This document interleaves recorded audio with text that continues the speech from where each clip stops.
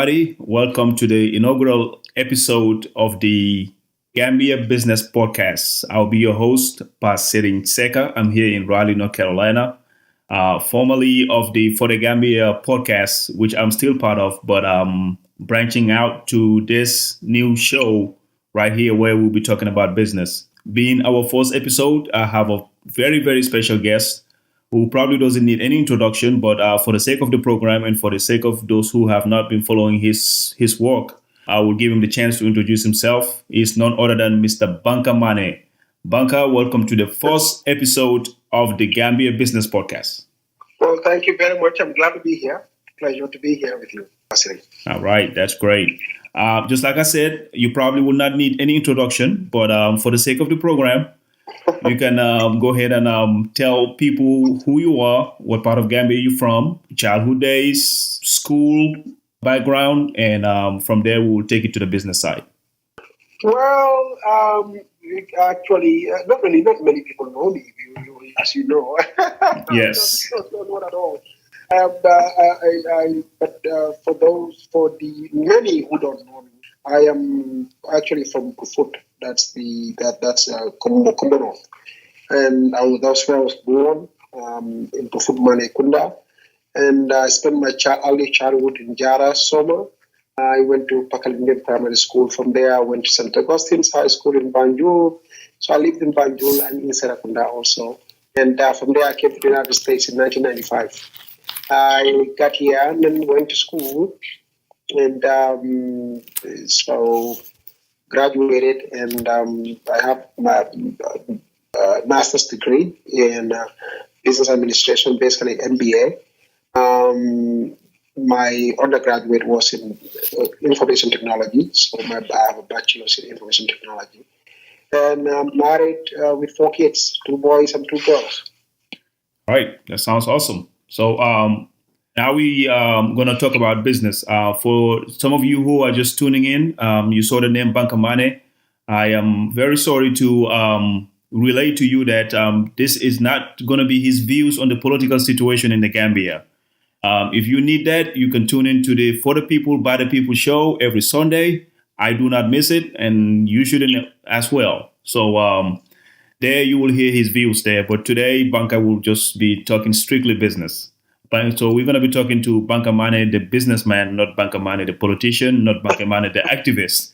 So, Banka, can you just give us a brief rundown of your business career? Well, actually, it's funny. Back in 2004, I started a company called Diligent Contracting. Before that, I was working for DuPont. So our division that I was working for got bought by Coke Industries. Many people know Coke Industries. That's owned by Charles Coke and his brother. The Coke brothers. Yeah, the Coke brothers. They bought our division, and so they wanted all of us to move to Wichita, Kansas, and I decided to just to not do any of that stuff. So I basically left the company, and I started my own business, my own company, and called Diligent Contracting. So I was doing contract work for consulting, especially for companies all throughout the United States. Basically, I just kept our clients, many clients from DuPont. I basically contacted my clients and our clients, let me put it that way, the company's clients, when I started my own company, and a lot of them became my clients. So I was doing contracting work for companies here in Georgia, in California, in New York, in basically all over the United States. That was the first time that I really started to get into the the entrepreneurial work proper. I did that for basically a whole year and a half. But I had to literally quit it because it started to interfere with my community service and political work. So essentially, because when you are doing the consulting work, it requires so much work on your part. And if you want to focus on all these other things, I was very, very busy with AJERA at the time, the Atlanta Gambian Emergency Relief Association here in Atlanta. And I was also, the political activities were very intense at the time, because this was the time when we started to build structures around the struggle itself. Before this, there were no structures, believe it or not. This was a time when we started to work on STGDP, as you heard, I've heard about it before, Save the Gambia Democracy Project. That's what was when we were forming it. A whole lot of political activities were beginning to finally take shape, where the diaspora really began to organize itself in a fashion that has never been seen before. It was unprecedented. And I was in the middle of all that, really working with my colleagues, Pastor Bajow, Josamum, Sajang, Sikajan, Fatih Manneh. I can go through all the names, Rema Balde, or a whole lot of names I can mention here, a lot of them. So this was very intense, and I just couldn't really carry on doing those things with my consulting work. So I decided to just start the consulting business and went to work back. I went back into corporate America and started working again. So then I learned so much from that experience, because I was literally, the company was doing very well, believe it or not. And but then I realized I had to put on a million caps at the same time, and I just couldn't do it. I mean, I had to do so many different things, paperwork, and not to mention the work itself, and making sure that all the regulatory issues, and I can go on a whole lot of different things that I had to deal with. So it was just overwhelming. The only way I could succeed or kept at it was to stop everything else that I was doing, really, and focus strictly on it. And I just didn't want to, my passion in the community service and business in the political work that we are doing just wouldn't allow me to sacrifice all that for this. So I decided to just go and do what was safe at the time, which was to just get a job with a company and rely on a consistent income, because with this one here, with consulting work, you if you don't work, you don't get paid. So with this one here, I obviously at the end of the day, I had a stable job, and I was and that was good for me. So that allowed me to work a stable job and get a stable income, because I had to put food on the table for the family. At the same time, while I was also pursuing this political activist stuff, and also community service stuff, because this was a time when AJERA was literally in its infancy, and we were trying to build it into a real big, formidable community organization. It wasn't easy, but we ended up doing it. So my entrepreneurial work started then. And until when now, after having come out of prison, I realized that, with the kind of work I do, you have to have all your credentials intact. In other words, they will do a background check on you if you want to get a job, because I deal with very sensitive materials when it comes to papers and diagrams and buildings and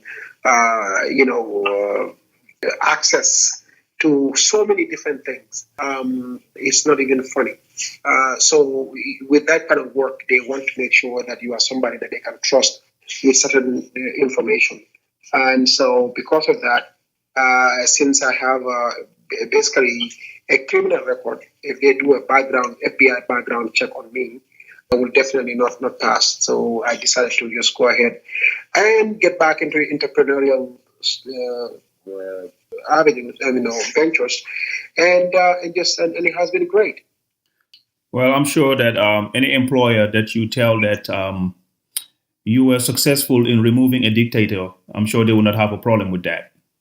So I don't know. These people in America, you know how it is. Yes.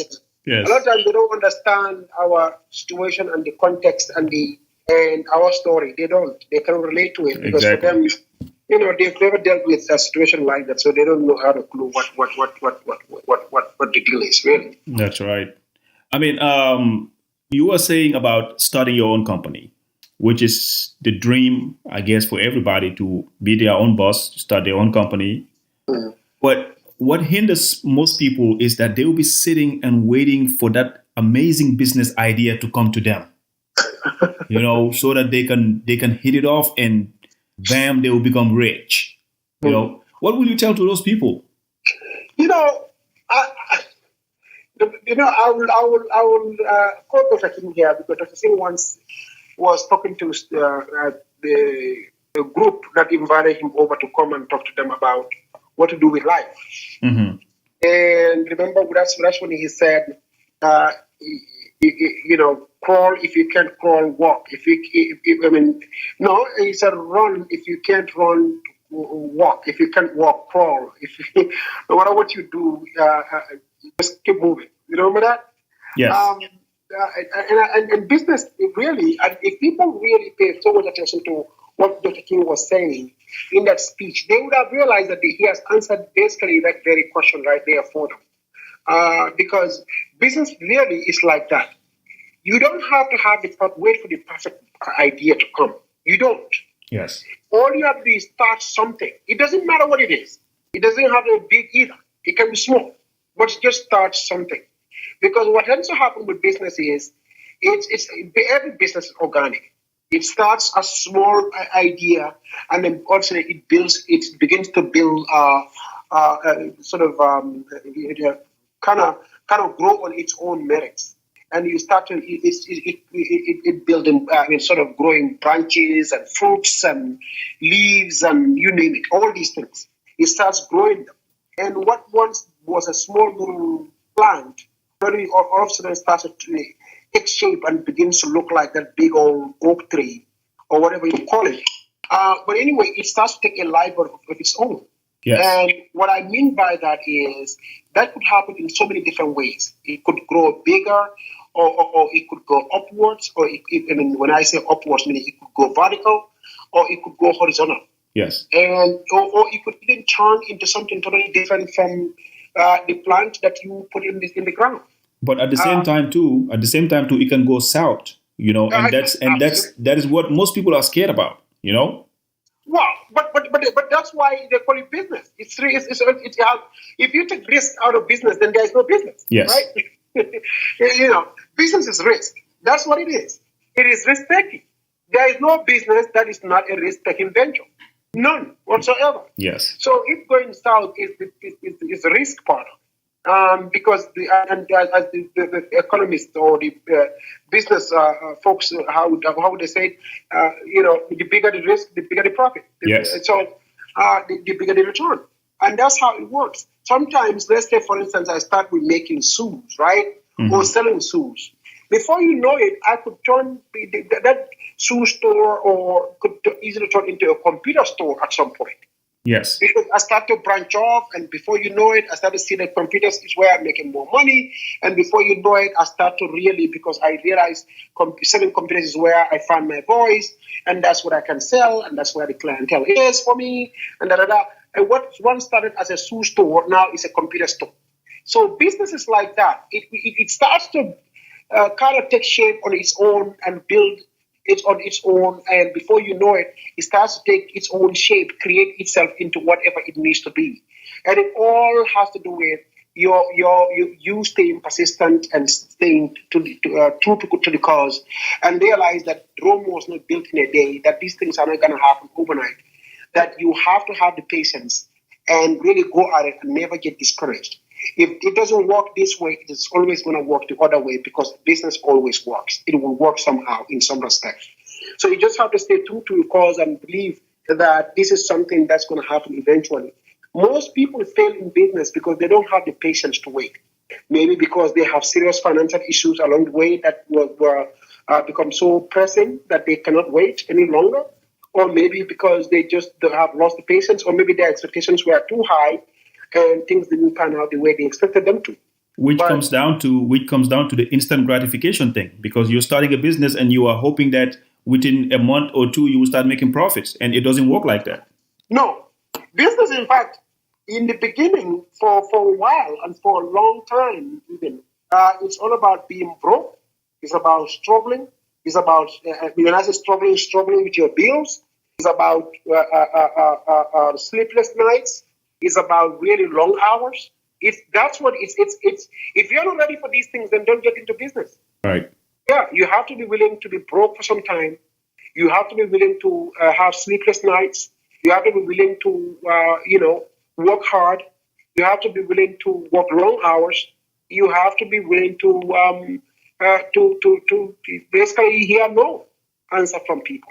At the end of the day, it's not as fun and rosy as movies try to make it. Every business has a beginning, and that beginning is not always the best case scenario. It always has its challenges, so you kind of start to work around those issues as you go. But if you stick with it and you don't get discouraged and you just keep at it, you eventually see that things start to, because then it begins to pay off at some point. And when it begins to pay off, that's when you start to see the fruits of the labor that you put into it all this while, and all the suffering that you have endured over the years, or months, or whatever how long that takes. Yeah, that's right.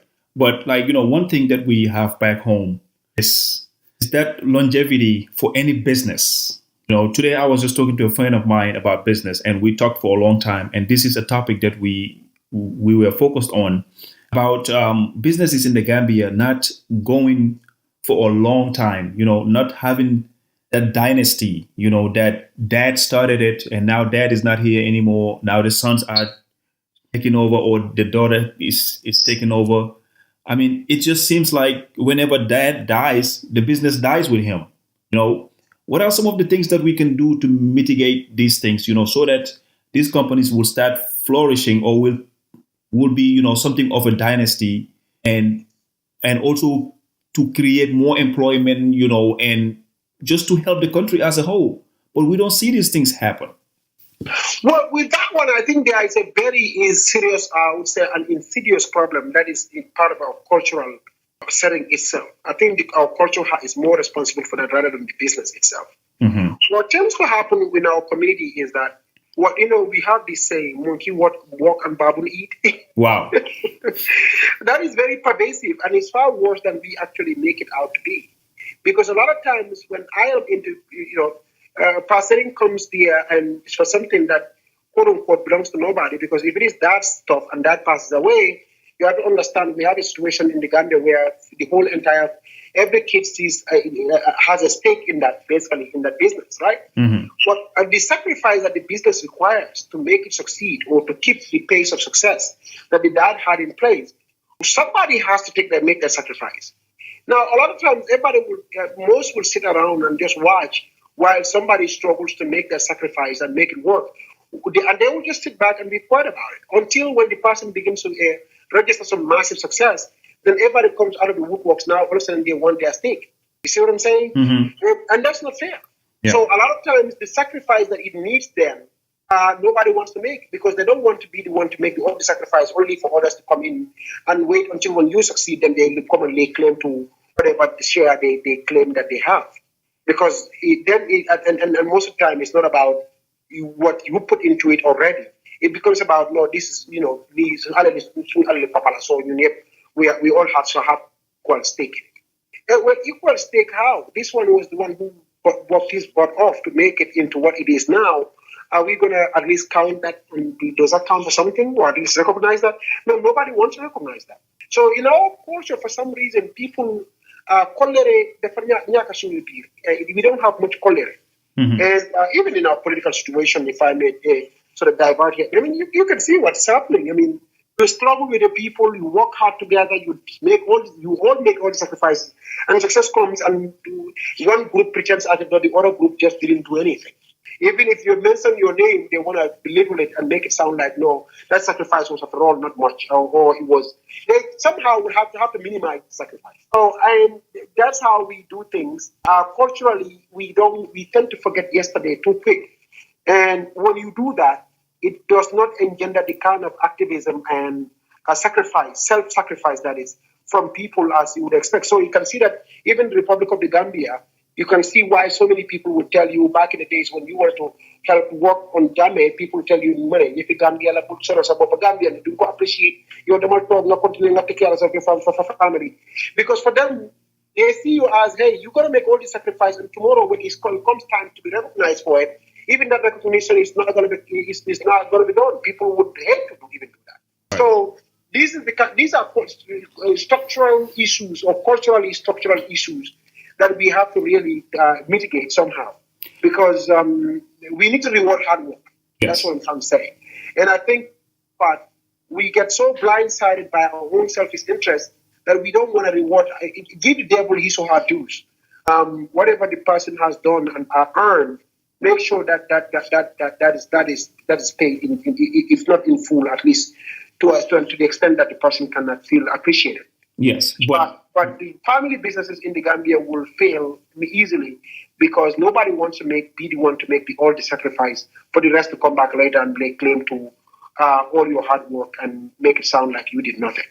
Yeah, but also, like, do you think that these business owners, the dad, do you think the dad is doing a great job of grooming the kids so that when he's not here anymore, the kids can take over? That's actually, funnily enough, dads do. Because most of these businesses, dads will have the kids in there to work with him, right?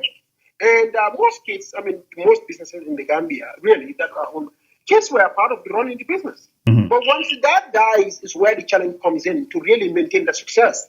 That's where the problem always comes in. So it's not even now, could the dads have done a better job in making sure they groom the actual replacement and make it clear to the rest of the family that this is my replacement and he's the one who's going to call the shots when I'm not here? Maybe they could do a better job at that. But then a lot of times, even if that happens, the moment the dad is not there anymore, people act as if they don't have to really take any commands from anybody or really listen to anybody. So everybody becomes their own boss and want to do their own thing. And like I said, they forget completely what maybe have happened yesterday or was the deal. Now, could the dads again mitigate this by even signing a will? Yes. Where you can stipulate some of these things to work to make sure that a clear line of inheritance or inheriting is defined, so that kids don't get into these confrontations or these situations don't arise when dad is not here. Absolutely, I do believe that. But our people, when it comes to the issue of death, they don't want to deal with it. So that's why even writing a will and all those things, because then you are confronting the very death itself. That this is imminent, that is going to eventually happen. And our folks, you just don't want to deal with that. Even the discussion of death is a taboo. Yes. Let alone making a will and stipulating that if I die, this is how I want things to be done. Because that discussion of death in of itself, they don't want to be part of. Well. So, and we have to really come to terms with the fact that death is something that we're all going to go there someday. I mean, the ones that have gone before us, we are not more special than them. And frankly, our turn will come. And that's a reality we have to face and deal with it and realize that death is part of living. If there is no death, there would have been no life, no living. Well, it is something that, no matter what you believe in, you will know that it's going to come, no matter what. Exactly. So just like you said, it is a taboo. There is a taboo. And what we're talking about here too, money is a taboo. People don't want to talk about it back home. And there are a lot of things that we are not comfortable talking about, and these are things that actually shape our lives.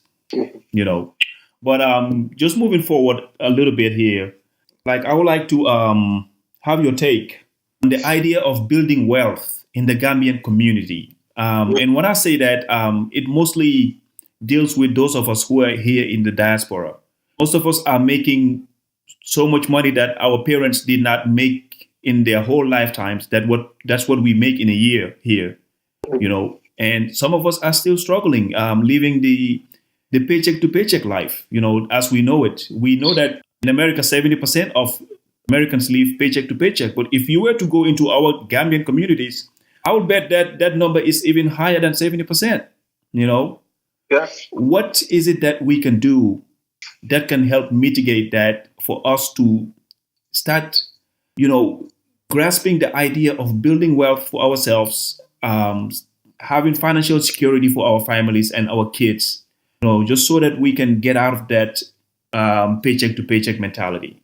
Well, I think we generally, if you look at us, again, this is another cultural. A lot of our problems are cultural. Mm-hmm.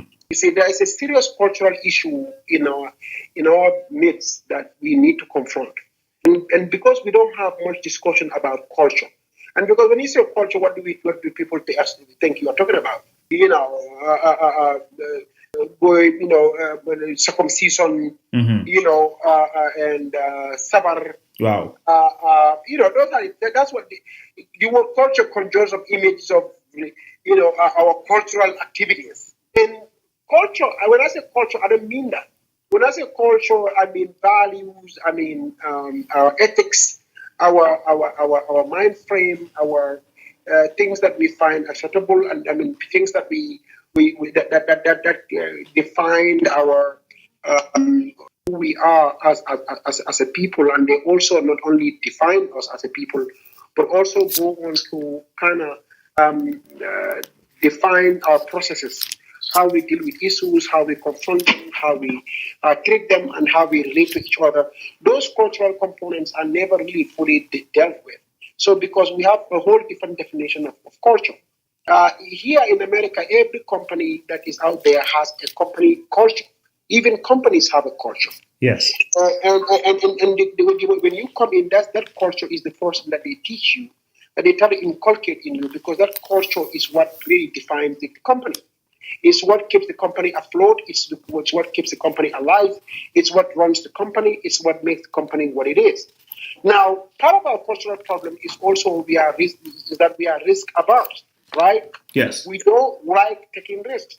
People who take risks among us are considered stupid, foolish, irresponsible. I can go on and on and on. We waste time and say business do foolish speed. I mean, because to them, culturally, that's what is defined as success. You have a job and they are paying you a salary and you're taking care of your family, you are driving a nice car, and that, so everybody becomes so comfortable with that routine and that setting that we don't realize that we could do better than that, because you cannot build wealth that way. Yes.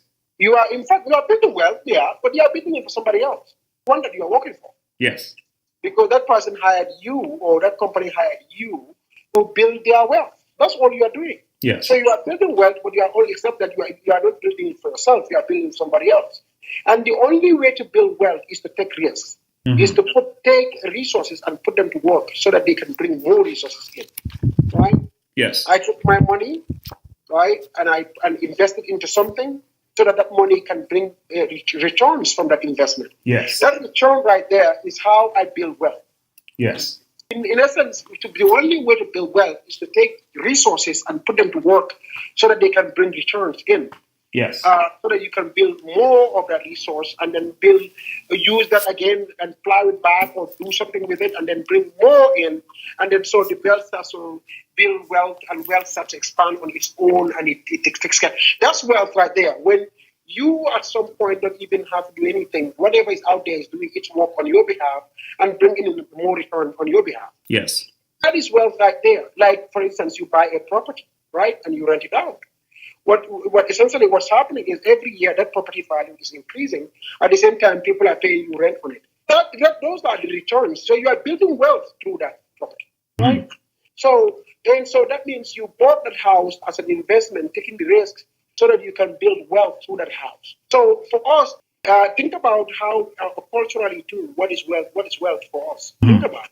I mean, is somebody a government employee, a minister or whatever you call it, who has a nice house, is driving a nice car, and his kids are being picked up from school every day, and his wife is also riding in this nice car, and he has a driver, and he has maids at the house. That's what we call wealthy.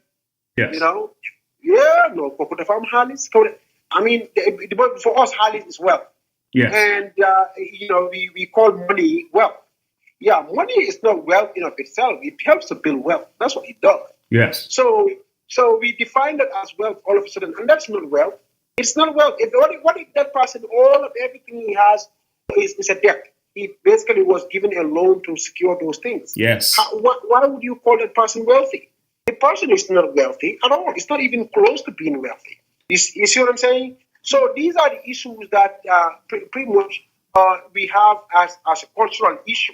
Yes. And we need to go back and revisit that culture and work on it and recalibrate that culture so that it begins to, that culture it aligns with you know, what other successful societies have aligned those things with, so that we can fully grasp it and understand it and then approach it in that fashion. In other words, that's the only way it's going to lead us to where we need to go. If for the Western countries that wealth is where wealth is truly created, if they define wealth a certain way, we need to give it the same definition. Otherwise, if we give it a different definition, because like I said, if our wealth in our community is about a minister who has, who's given a government vehicle and all these things, has a nice house or whatever, that's what we call wealthy, then we still don't know the meaning of wealthy. We are giving it the wrong definition, the wrong definition completely.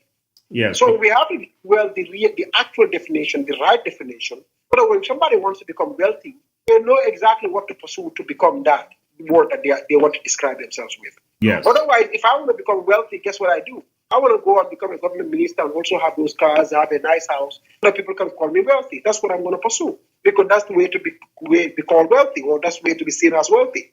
But what if we redefine it and say, no. In fact, that's not wealth. The wealth simply means taking resources and putting them to work so that they build you more resources. And that building process of building those resources, that's what makes you wealthy. And that's the only way you can secure wealth. So if I want to become wealthy, I'll be saying, let me go get some money, put it to work so that I can make it grow and build me more assets. So that when I have all these assets that I truly own, those assets will come to define me as a wealthy person. That's right. Yeah, I mean, because here they have what they call passive income. Like, passive income is money that is making money for you. There you go. It's something that you've invested and it is growing and you're getting some of those returns. That's what they call passive income over here. But also, on this topic of building wealth, some of the practical things that I think that people can do from the little knowledge that I have, I like to kind of have them on two sides, like an offensive strategy that somebody can use and a defensive strategy that somebody can use. And when I say that, offensive strategy, like these are some of the things that most of our community members do not do, is what is it that you can do to increase your income? Because I do hear somebody says that your income is your number one wealth building tool. Mm-hmm. Find ways to increase your income. If you can to get in business for yourself, go ahead and do it. Mm-hmm.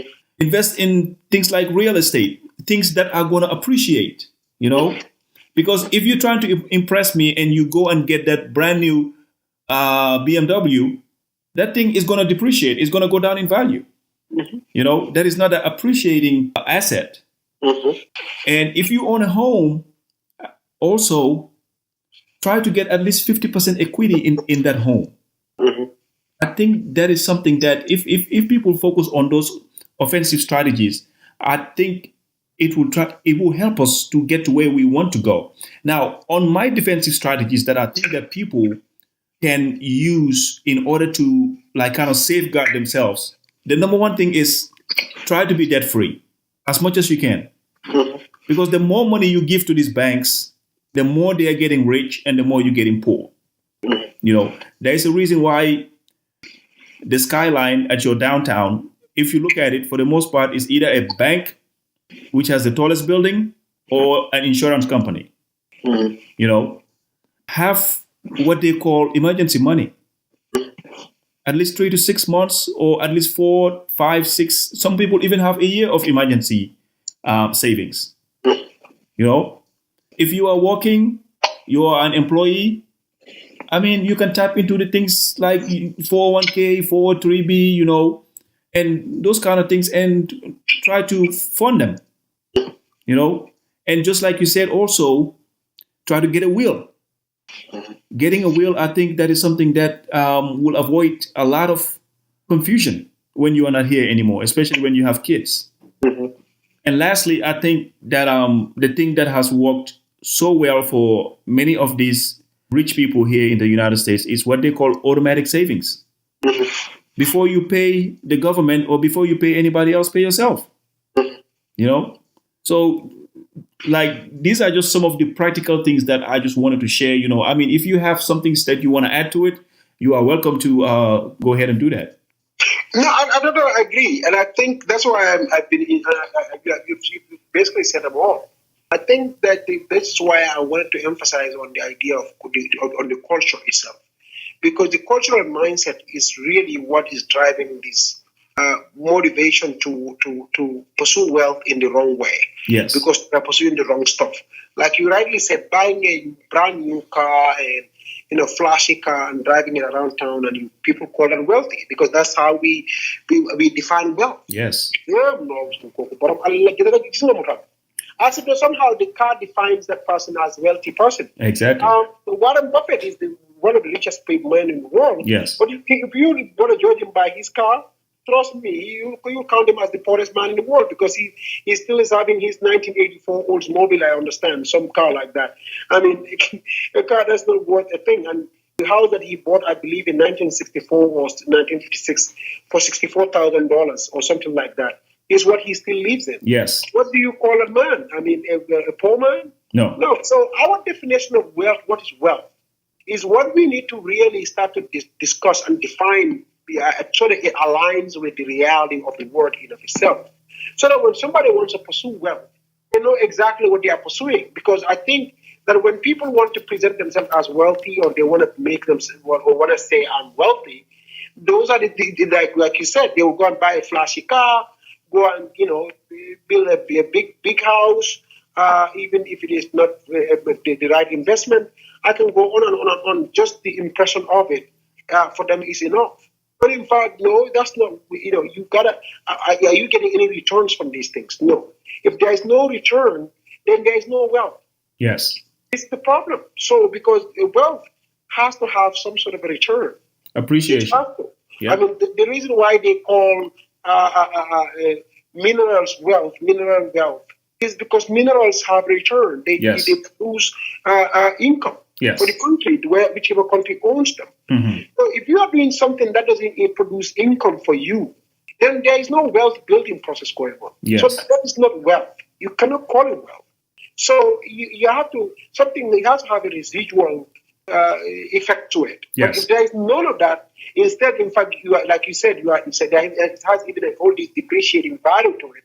That means you are losing, you are not gaining from it. Mm-hmm. So how can you build wealth when you are losing? So again, when that person already thinks that car already defines them as wealthy, well, in fact, that by virtue of having that car, you are taking a step away from becoming wealthy. Yes. By being wealthy. Yes. So these are, again, it all has to do with our cultural mindset and our cultural definitions. I mean, this cultural issue has created so many problems for us personally. It's not even funny. Yes. I mean, like before we take popular today. Not anyway. So society. I mean, these are things. They sound so normal for us. And people believe in these things. And people believe in these things. Well, and they have that kind of serious effect on our development, on our culture, on our country and its development in every facet. Mm-hmm. Because that is deeply seated in our cultural mindset. So for us, it's culturally acceptable. We are simply saying it's acceptable to the corrupt. Because if you are saying that not before today, you are basically telling everybody, look, whatever you work, that's where you milk. I mean, what are you milking?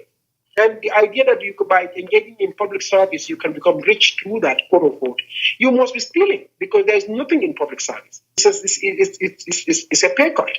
It's a big sacrifice. And what message? And what message is that sending to our kids? Exactly, but that's the thing. So, but in our communities, when people want to become wealthy, what do? They go and seek government job. Mm-hmm. They don't go set up a business. They go seek a government job. That's their route or their avenue to become wealthy. Right. Again, it's all part of the cultural mindset. Wow. So we need to rethink these things and start to think in a different way. That look, the way to build wealth is not done through those kinds of public initiatives. They are done through private initiatives. Yes. Yeah. There is nothing wrong with debt. Yeah, people can take on debt. Nothing wrong with it. Mm-hmm. But that debt is going to build you an asset. Yes. Because debt can do that. I mean, you can buy a house on a loan, and then by, like you said, making a payment on the house, you are building equity. Yes. Right? So that's a wealth building process. Mm-hmm. So that's okay. So you got those good wealth that good debts that we can pursue, and stay away from the bad debts. That is buying those expensive cars that will only depreciate anyway, Yes. and they are not bringing in any true value for us. Real. At the end of the day, what else does it bring for us, right? And if you can afford it, that's fine. But if you cannot, why? and also buying a home that, I mean, I've seen some people, they are pretty much using 50 to 70% of their income paying a mortgage. Yeah, it's all part of the cultural mindset, because for them, it's all about the Joneses, right? Yeah. Passing bought this big nice house. My wife is telling me, hey, passing the boy say kram means I'm not what I because otherwise it's all, there's a lot of cultural issues involved in all this. Yeah. See, because passing did it, I want to do it. Well, maybe passing can afford it. Maybe he has a big raise at his job. Yes. I don't. Right? So what I'm saying is we are always trying to compete. Mhm. We are trying to create an impression. Yes. We are always trying to be seen a certain way. Mhm. We are always trying to we are always messing up our priorities. Where Yes. the priorities are really, we don't necessarily pursue things in that direction. So in the end, we always have a situation on our hands where we are spending more than we earn. Mhm. We are creating more debts than we can service. Mhm. We are taking on more responsibilities than we can handle. Yes. So in the end, we are always in the hole, and we cannot dig ourselves out of it. And when you do that, then the cycle continues, because all you got to do is go to be working to really basically pay for a lifestyle that you cannot afford. Yes. So in the end, and you cannot build wealth that way, personally. You cannot build wealth that way. Most definitely. Yeah. Wealth has to build wealth. You have to use the resources to bring in more resources. Yes. But if you are spending resources to how do I call it, more resources to acquire no resources, because that is what it is. Nothing is coming in as in return. Yes. Then you are not building wealth. In fact, you are digging yourself deeper into poverty without even realizing it. So the whole thing around you is a facade. Most definitely. And it could all come crashing down any day. All it takes is one misstep, or somebody losing their lives, or losing their ability to work, or bring in the income, and everything is toast.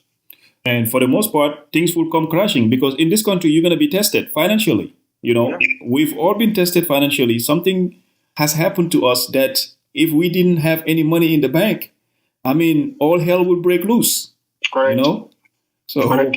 I just kind of think that those are things that we need to really pay attention to. I mean, if you don't even know how to invest or any of those things, at least just put money in the bank. In case of an emergency, anything happens, you don't have to go to the community.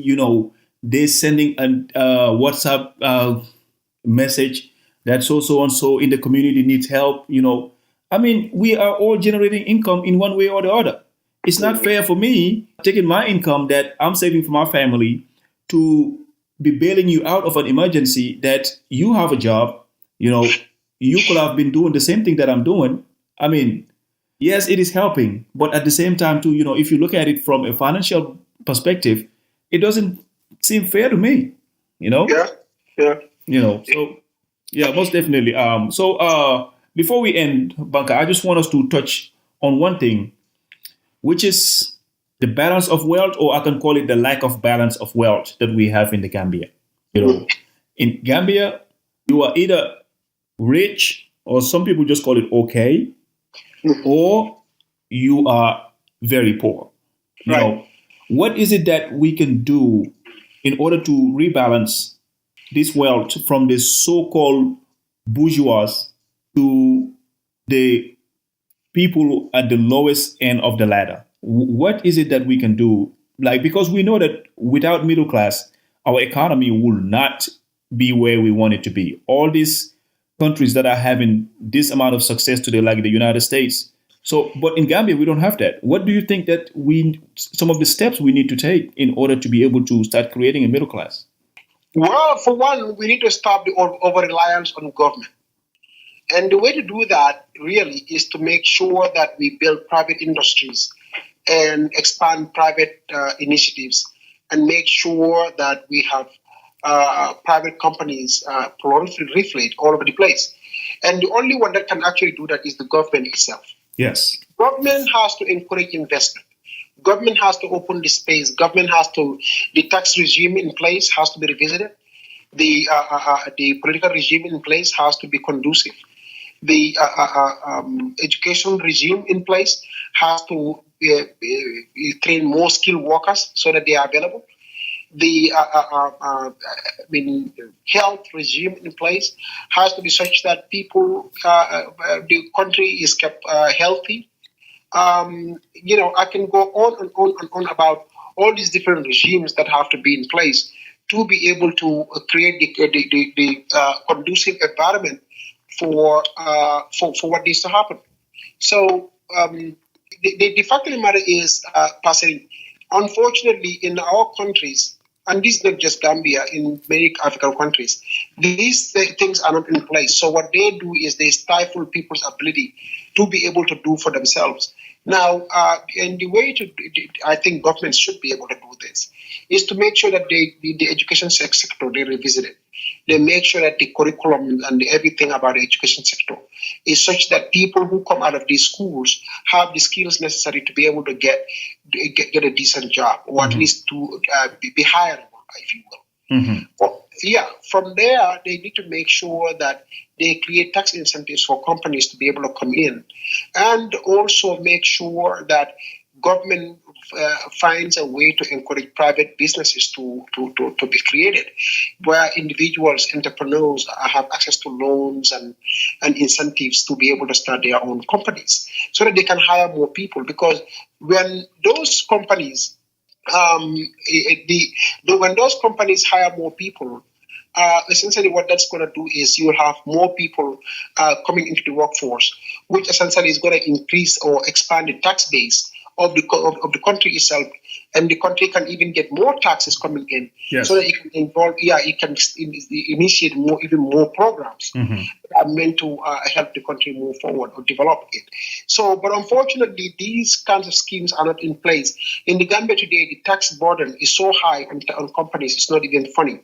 The tax rate is unbelievably high. Even payroll income is so high. I think it's 35% or something, some ridiculous amount like that.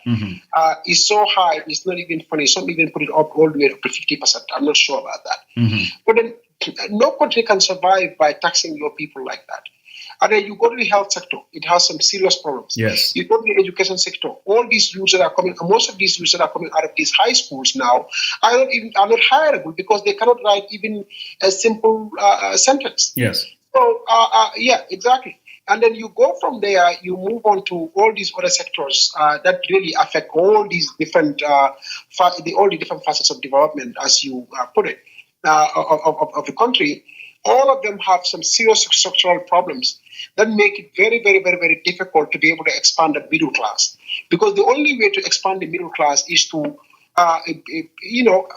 make sure that you have more businesses created so that they can hire more people. But in a country where the only access to work is through government work, the only access to money or income, for that matter, everybody wants to get a job in the government. So all the competition is on the public sector and nothing on the private sector. So how can any country survive like that? I don't know. So there has to be a policy-driven, fact-based approach to these things to make sure that all these different facets that are needed to be really bring all these forces together, that those things happen. And government incentive, government's actions, government's priorities will determine all these things. So, and that's why when people say government, sometimes you see one or two people come out and say, no, but government cannot do all these things. Gambians themselves have to change their mindset. They have to change their, Gambians are this, Gambians are that. Gambia, there's a structurally, like I said, cultural problem. The only way to solve that cultural problem is for government itself to become more proactive by sensitization, engaging in massive sensitization around the country, changing our educational curriculum, making sure that the government itself engages in massive retraining program of the teachers, massive retraining program of the civil servants, massive retraining program of every mission critical department in that country, whether the security sector or otherwise. I can go on and on, you know all of it. Yes. So these are the things that are going to be necessary, and there has to be a concerted, deliberate effort, planned one, that seeks to address all these different facets. Otherwise, the middle class thing is just going to be a mirage. There will be no reality to it. I don't think we realize it. Most definitely. I mean, in any country where the government is the biggest employer, I have a problem with that. Thank you. You know, I think there should be some private companies out there, you know, that exactly. Actually moving the economy. But, you know, I cannot leave you, Banka, without we know the amount of foreign exchange that is about to enter the Gambia, with all of these people going back to Gambia this month and next month. You know, a lot of people are going back home. What do you think, or how do you think the Gambia, especially the tourism ministry, can shape itself in order to be able to profit from this? I mean, because it is a business. I mean, if I go there with my $500 or with my $5,000, I'm pretty much going to spend all of that there, you know, and that is generating income for the state. How do we prepare for this? Well, I mean, either way, the monies that these folks from what as we call the semesters are bringing in will be felt in the economy anyway, no matter how they spend it, because they will, you know, they will be giving family members fish money or money for their children's school fees. I can go on and on, and that money, those people will turn around and spend it in the economy. So that's great. However, there is a particular point that you touched on here that is very important, and that's going to require a whole different program of its own, and that is the tourism sector. Yes. I think, again, our definition of what is a tourist needs to change in the country.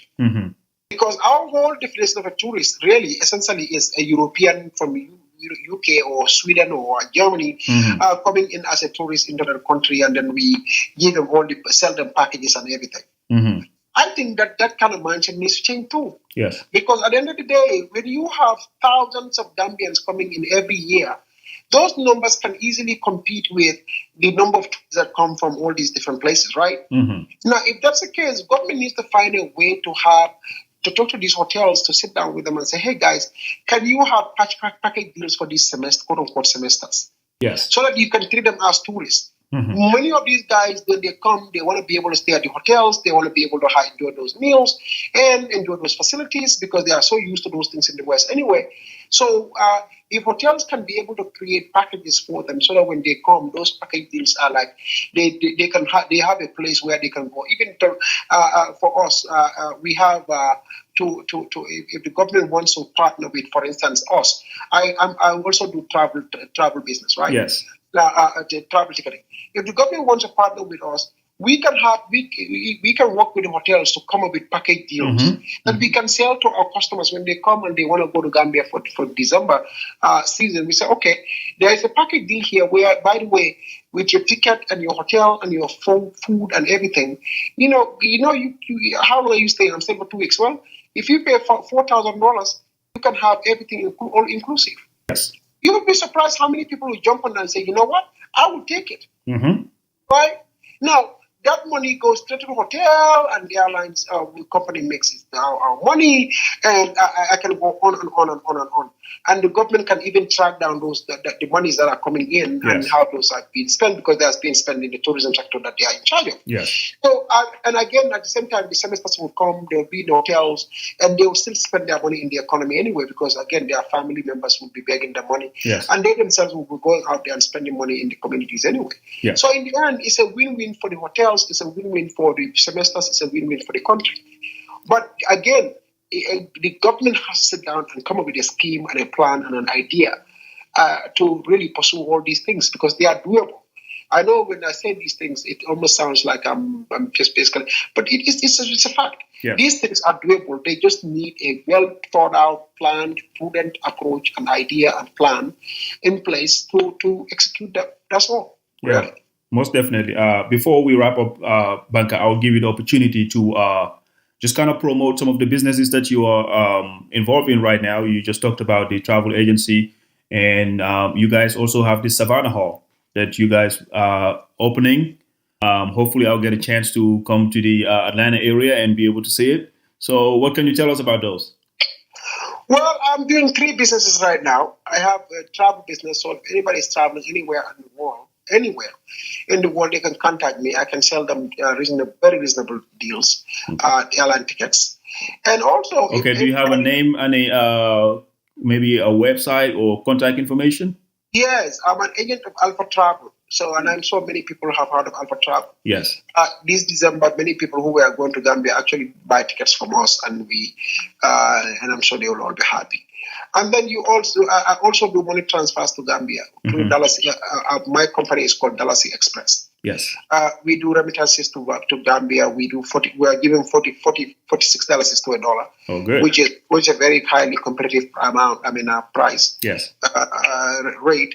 And and our system is very reliable. They can log into the website and execute their own transactions and everything, and boom, right away their people have access to the money. Yes. So I do that, and I also, like you said, we partnered with my buddy Musa Jeng. Yes. And we opened a banquet hall here. I would say is the biggest banquet hall that I've seen in this place here in Atlanta. Right. It's a big, massive place off of Old National. We finally have the license and everything, so we are ready to open. It's been remodeled. Everything is ready. The place is ready to host any parties. So and it is easy to find. It's right on Old National Road. Which Old National Highway, yes. Which everybody knows how to find that place anyway. In Atlanta, if you tell anybody Old National Highway, they know exactly where it is. Yes. And also, the what do you call it? The pricing that we have for the community is very reasonable. So if people contact us, we can always give them a good deal. For all their major events, because the place can accommodate any crowd anyhow. We have free internet, free Wi-Fi. We have nice big bathrooms. Yes. We have a nice big hall. We have nice seating areas. We have the big parking lot. The parking lot is massive. Yes. We have security available, and we are the place to go. Well, that's great. Is there like a place where somebody can go, a website or Facebook page or something that people can go to, kind of look at it and see how it looks like? Contact information if they want to get in contact with you. I'm sure you are not very, very hard to get. You go to Facebook, you type Banka Manneh, he's all over the place. Yeah, absolutely. Any people can contact myself on Facebook. And also, they can, if there's a Savannah events and event hall on Facebook. Yes, they will see the name. We just started a Facebook page over there. So we are building it so far. But if anybody goes there, they will be able to get in touch with us. Yes. And Mr. Deng also is always available. They can always get in touch with him. He's on Facebook, all over the place, social media. Yes. So myself, I'm on Twitter and I'm on Facebook. I'm on Instagram. All these social media platforms. Anybody wants to reach out to me, I'm always available. All right. We got about 1 minute to go, Banka. Before I go, I'm going to try to pick your brain over here with some few trivia questions. I'm not sure if you're ready. Go ahead. Give me a business book that you have read that has made a big impact in your life. Business book. This one here is not necessarily a business book, but it talks mainly business. It's called Powernomics. Powernomics. Yeah, by Clarence Anderson. You need to read it. Yes. It's called Powernomics. I think for me it's the most important business book of our time, of our generation, and especially as a black person, really, because it talks about business and how to empower us through economic activities. Yes. And I think that really is the ultimate. I would definitely urge anybody to read it. I've read a lot of business books, but this one here is the one that really I just want to encourage everybody to at least read it. All right. Yeah. I'll be looking at that. Now the last one is, who is your dream dinner guest? If you were to have dinner with somebody, who will you choose? My dream dinner guest. Oh wow, that's a very, very, very good one. My dream dinner guest. Somebody that you know that if you have dinner with them, you're gonna learn a lot from them. You know, Desmond Tutu. Desmond Tutu. Wow. Yes, I think Desmond Tutu has so much wisdom. Hmm. Or the Dalai Lama. Yes. These old past have so much wisdom. It's not even funny, and I think I can. And even Sadauda Jawara too. I would love to have dinner with Sadauda Karama Jawara. Wow. Yes, I mean because there are so many questions on my mind that I want to ask him specifically. Wow. Yes, but then I don't know whether that's going to be feasible or not, how late it is. But these three gentlemen, I would love to sit down and ask them a question. Now, I have a few other ladies that I would love to go out to dinner with and ask them a question. Angela Merkel, Germany. Yes, German Chancellor. Yeah, German Chancellor. Hmm. I would love to sit down with her. Hmm. Yes, and frankly,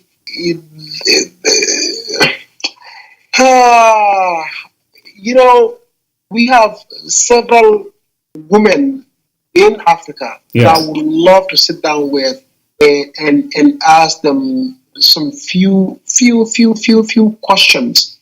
I'm not sure whether they will be able to answer my questions right now because they haven't built really all their profiles yet. They are still in progress. Right. So, But if you were to sit in a dinner table, Banka, with Yaya Jame, how would that look like? it's not going to happen because it won't last for even 10 seconds. Because as pissed off as I am at Yaya, because I don't think Yaya's problem was even an issue of saying maybe he's clueless or he doesn't understand, or maybe let me try to understand his mindset. What was this all about? It wasn't that. Yaya was just pure evil. And when somebody's like that, you sit down with people that you find corrigible, that you can fix them, that you think there is a redeeming value to having a conversation with them. Yes. But for somebody, if he gets a chance again, he would be just as mean as he used to be, and he'll just be as wicked and as malicious and as evil as he once was. This guy hasn't learned a lesson. If anybody thinks he has learned a lesson, think again, because he's just evil. Period. Wow. So that's not an issue of saying, let me try to pick his brain and know exactly why he did what he did or where it's coming from. The guy is just evil. He doesn't have it in his DNA to do the right thing. He doesn't.